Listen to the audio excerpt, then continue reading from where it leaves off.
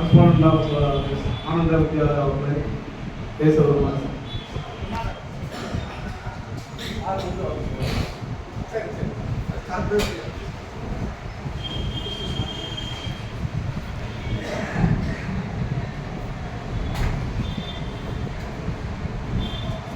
தாயின் சிறந்த கோயிலும் இல்லை, தந்தை சொல்மிக்க மந்திரம் இல்லை என்ற தாரக மந்திரத்துடன் ஆழ்வார் அல்மினி சார்பாக 12வது ஆண்டு விழா.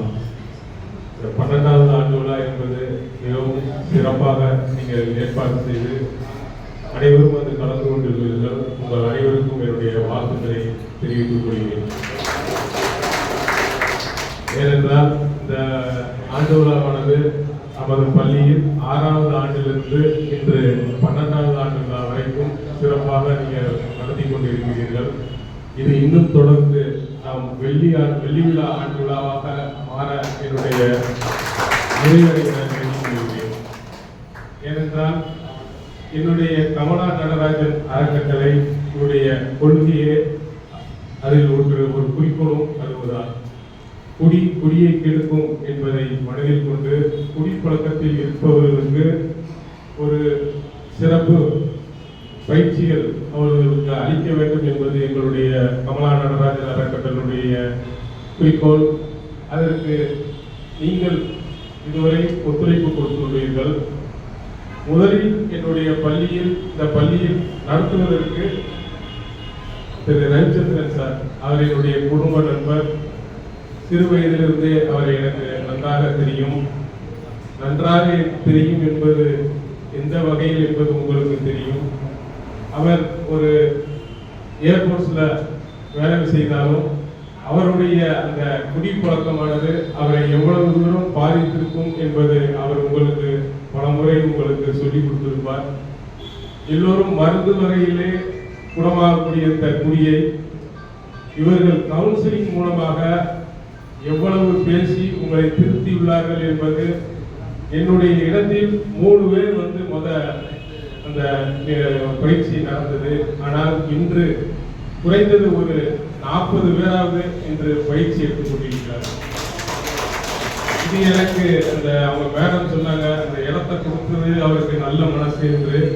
நல்ல மனதை விட நம்மளால் நம் சமுதாயத்தில் பழகி கொண்டிருக்கிற இந்த குடிப்பழக்கத்தினால் எவ்வளவோ பேர் குடும்பத்தையும் குழந்தைகளையும் இழந்து தவித்துக் கொண்டிருக்கிற இந்த காலகட்டத்தில் ஒரு மனிதனாவதை நாம் திருத்தி இருந்தால் நம் வாழ்க்கையில் நிம்மதியாக நாம் வாழலாம் என்ற அந்த எண்ணத்தோடு நீங்கள் செயல்பட்டுக் கொண்டிருக்கிறீர்கள். அதற்கு உங்களை வாழ்த்துகிறேன். அதேபோல் குடிப்பழக்கம் என்பது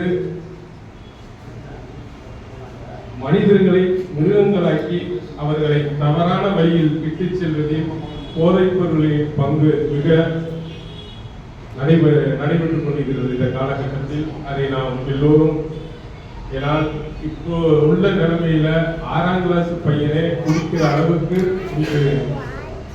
நடைபெற்றுக் கொண்டிருக்கிறது. அது இனிவரும் காலங்களில் நமது தமிழக முதல்வர் கூட எவ்வளவோ போதை பழக்கத்திலிருந்து நீங்கள் போதை பழக்கத்திற்கு அடிமையாக கூடாது என்று பல முறை அவர்கள் வீடியோவில் நம்ம தோன்றி மாணவர்களுக்கு அறிவுறுத்திக் கொண்டிருக்கிறார்.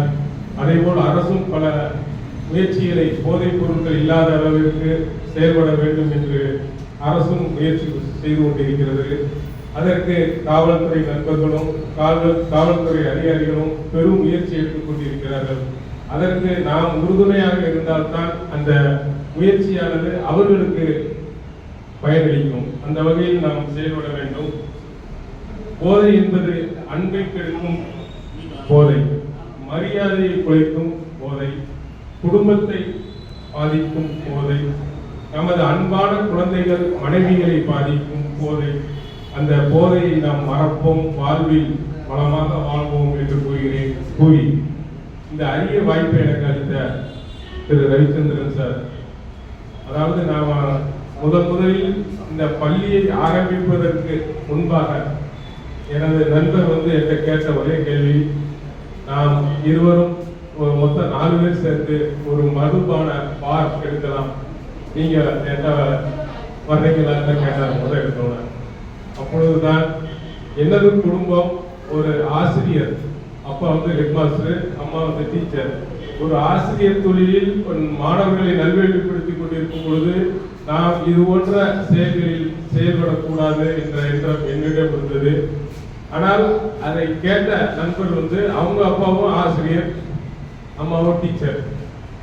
அந்த நேரத்தில் அவங்க அப்பா வந்து என்ன கேட்ட ஒரே கேள்வி, தம்பி நீ ஒரு நல்ல வழியில பள்ளியை நடத்திக்கிட்டு இருக்க, ஆனா என்னுடைய மகனான ஒரு பார் எடுக்கிறதுக்கு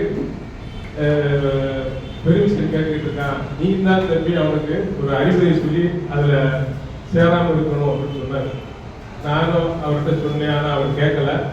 ஆனால் அந்த மதுபான கடையை எடுத்து அவர் இன்று லட்சாதிபதியாக இருக்கிறார்.